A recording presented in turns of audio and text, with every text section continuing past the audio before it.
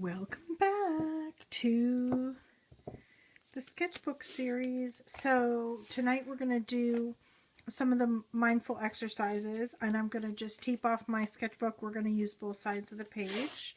I'm going to tape off down the center, partially because I'm going to do different things on each page, but also because I'm just trying to sort of protect the center from pooling water. I just don't want to get a lot of pooling water in the center.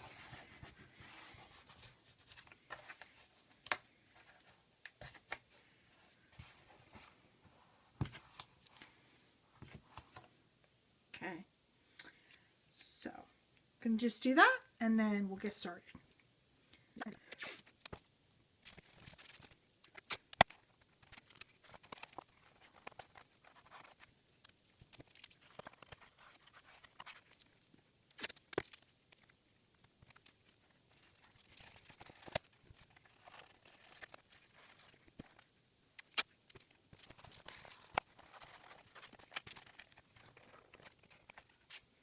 Okay,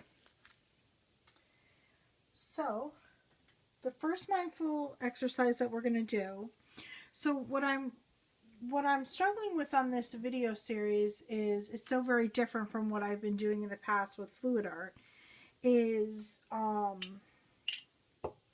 you know, being able to have you see like more of what I'm doing here, and then also be able to see at a close-up of the painting. So like my water, my brushes, and my paints are sort of outside of the camera area.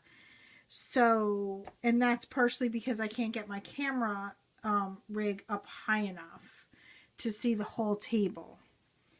And then if I did get it up that high, I think what was happening on the page would be so very far away. So for now, I think we're gonna proceed with you being able to see as much of the page as possible. And if that's not what you would prefer, then just let me know. Just let me know in the comments if you would rather see my paints and my brushes and, you know, kind of the whole thing that's happening here.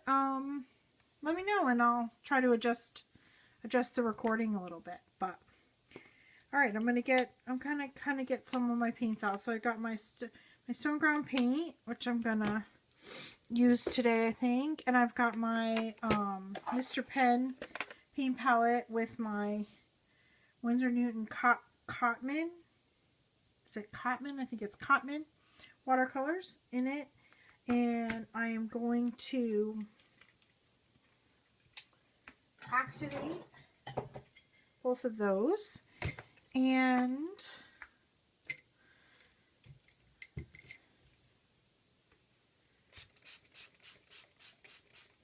the exercise that I'm going to do is a wet on wet exercise that is really meant to just sort of flow with the paints. So we're going to get started on that. So in this exercise, we basically just wet the paper. We're going to do this one side and then the other because I obviously don't want this to dry while I'm doing this. This is one of the exercises I mentioned. Well, actually, I don't know if I mentioned it because I cut out a lot because I tend to blab and then I have to cut out a lot of it. But one of the mindfulness exercises I found was a video I was watching from LaFave, and she had wet paper and dropped color in it, and it was all very freestyle. And then she did the same on the other side, but it was not meant to this side would dry before you got to it.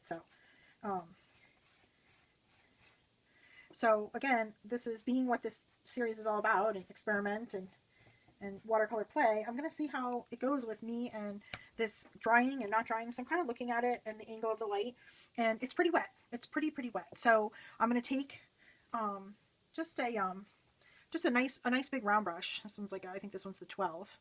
And I've got some pretty good, these paints, I activated these paints pretty good. And I'm going to drop it in there. That's the one thing I don't find, is that I don't find that my pigments move through the water quite the way other people do. So I'm put a little more water in my brush. So maybe between the water in my brush and the water on the page, get them to move a little bit more. And I'm going to pick up just a bunch of just different colors, and it's going to be somewhat, ooh, that one is, this one is Payne's Gray, I think. Oh, is that tape lifting? See, now that paint, that particular paint moves a lot more, and it blooms a lot more. So that's a good bit of learning. Let's get a different, let's get some, maybe some light blue.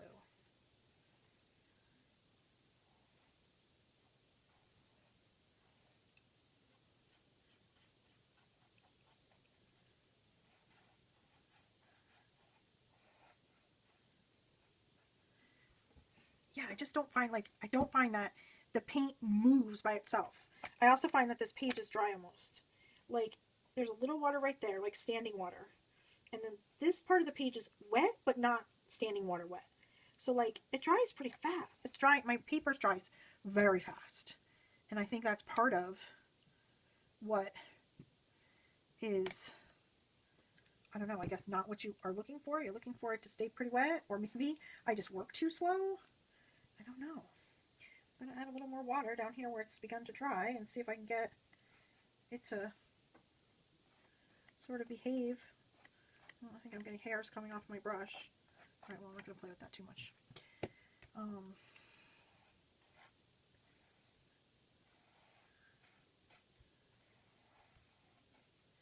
Maybe a good exercise on this side is going to be the bleeds, because I am seeing some bleeding here, which is kind of cool.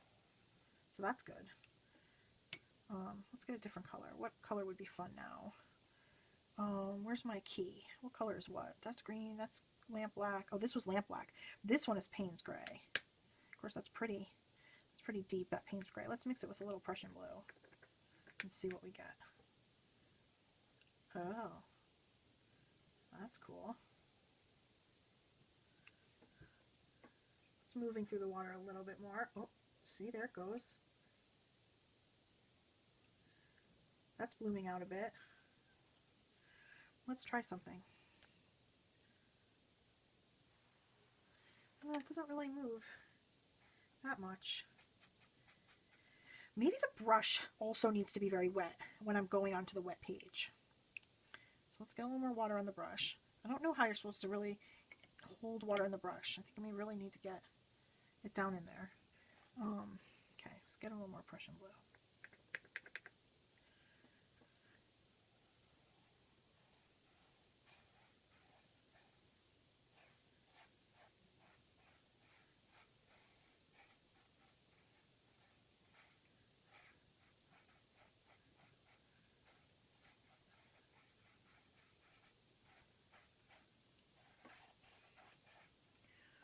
Tilt this a little. I hope it doesn't go too much out of the camera. Let's get a little more Prussian blue.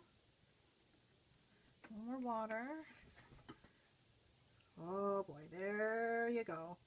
There we go. So I guess you really do need more water on the brush than even, I mean, to get this. I mean, this is what I was going for. I wanted this sort of out of control wetness.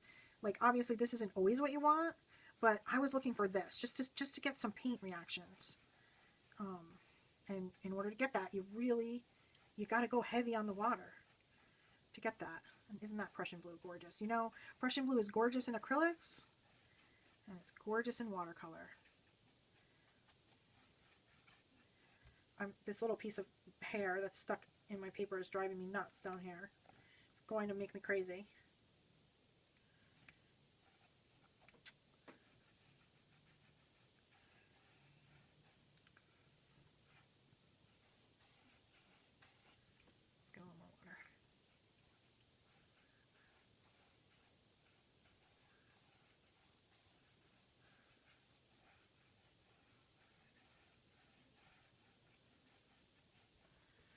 right.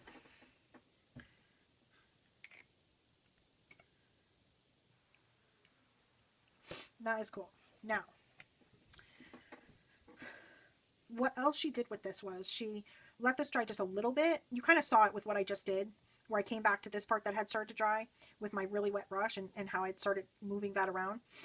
What she did was she let this very, very wet thing dry a little bit, came back with some clean water, and like basically lifted the paint and made sort of like a texture or almost like a dimension in it, which was also very cool. And so like it's pooling here. So this would be another option where like giving it a little tilt to get that paint to roll. And now it is rolling.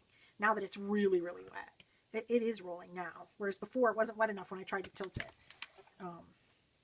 Okay.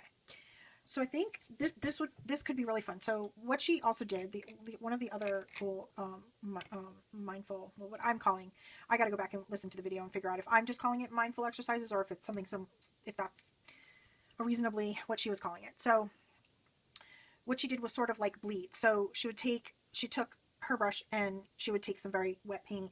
I don't think she pre-wet. I don't remember now. All right, so we're going to play. We're going to do it this way. I'm going to take a wet brush and I'm going to take some paint and I'm going to make a shape. It's not going to be a perfect circle, or it's going to be circular. It's going to be roundish. It's not going to be triangular. It's not going to be square. It's going to have a soft edge on it. It's going to be blob shaped. How about that? Of a color, could be very light. I think I'm going to take this opportunity to practice some control of not too much pigment, little less pigment, more pigment kind of thing. So, and I have my ceramic plate here with some color from the other day, so I don't want to waste it. I'm going to reactivate it and maybe start off with that. So, so I'm going to make my first blob shape out of my little bit of, this is like a phthalo green, basically is what it is. So make my first sort of wet, pretty wet, blobby shape. Okay. Now, I don't know for sure if she really was washing her brush like off, probably not every time. And I'm going to go to another color and I'm going to do another sort of blobby shape and I'm going to just sort of skim it.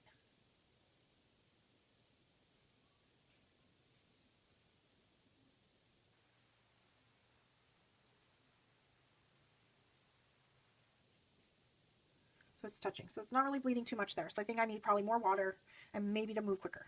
Probably definitely to move quicker. So I got some purple from yesterday that can be reactivated as well. So let's do that.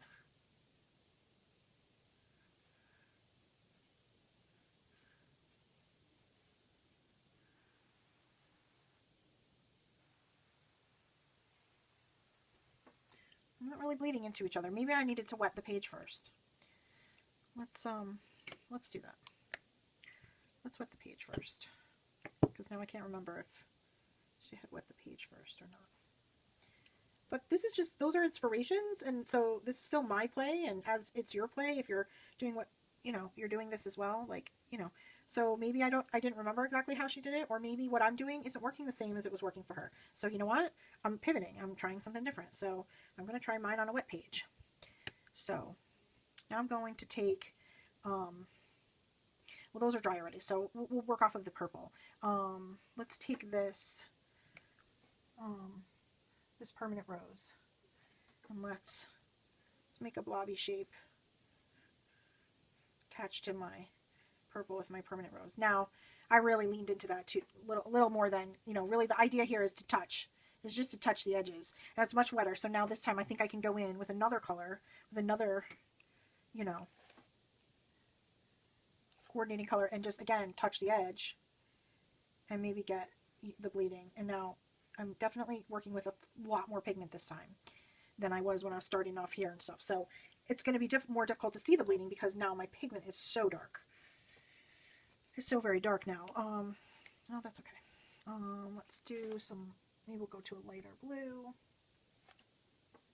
and we'll touch all of these.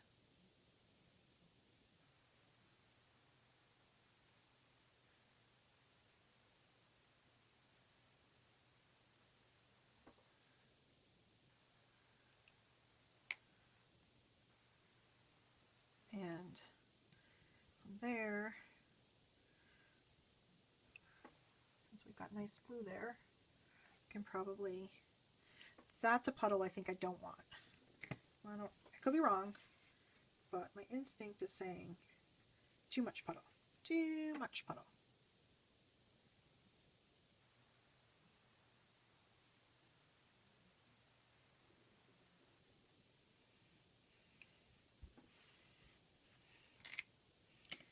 All right. Oh, wait, I forgot about this now. All right, let's see. Oh, it's still kind of wet. So let's try to, I might just go take a different, I have a smaller round brush. Yeah, let's do, this one's a Cotman 8 round brush. I'm going to take, this time I'm going to go into my clean water jar. I'm going to see, yeah, I might have waited too long. Oh, no, it's sort of doing it.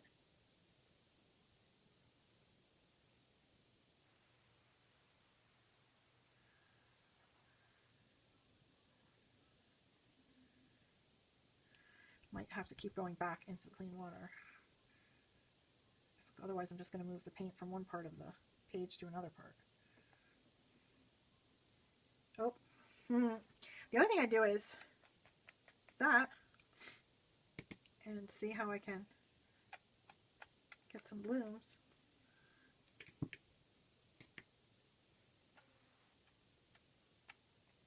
I think I might have let it dry a little too much. I should have come in and done this a little sooner. Okay, so let's keep going with this. How's this page doing? Let's let's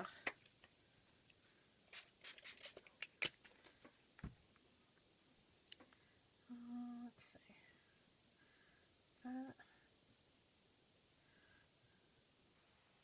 Oh, that's deep. That's a deep pigment. And that's a dry page. And a dry brush. That's not doing anything. I'm not really feeling a lot of bleeding here. It's just the way she had it, just the way it was doing it. Her paint just would go right into each other. I don't know. I don't know what I'm not doing right. Let's try again. It looks pretty wet here. Let's try it again. It's pretty wet there. That's pretty wet. Okay. Okay.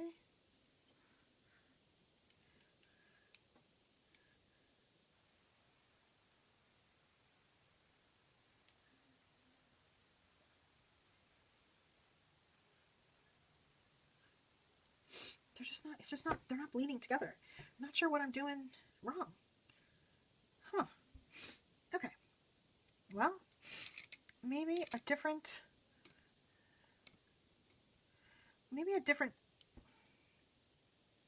practice, different type of paint bleeding practice. She did another, I'm just moving this is a lot of pigment in one spot. She did a different one where she actually just did strips of paint, as opposed to these circles, which obviously are not working for me. If anyone has any ideas about what is not going right with these, I mean, I don't know, am I just not realizing what I'm supposed to be expecting? Maybe I'm getting it and I just don't realize it, but I know that it doesn't look like what she was getting. I mean, there's a little combination here and here. This is just blooming together, which is, I guess, fine. There's a little combos of the colors there. Nothing really happened here. I'm going to wet this paper over here a little bit more, and we're just going to do some strips of, I'm just going to take some, like a square brush, and some colors, and just do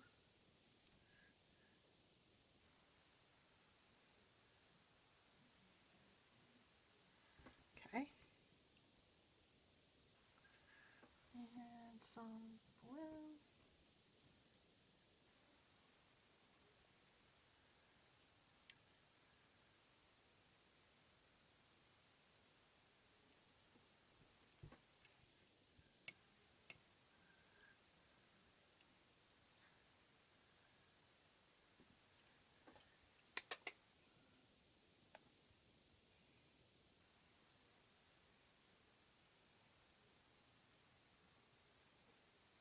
See, now the paint is moving through the water, but that's just because the paper's bent.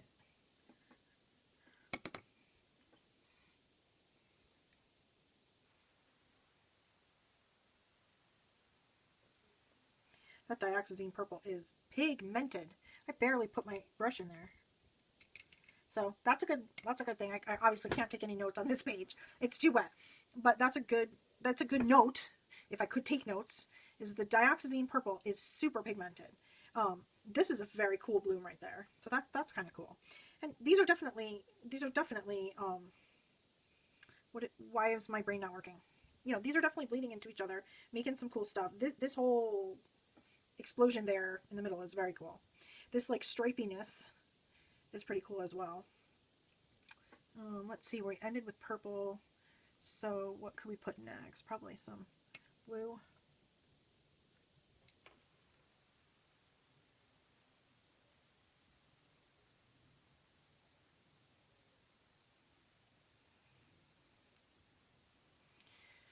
And then, so I ended with some blue. I can do some more green.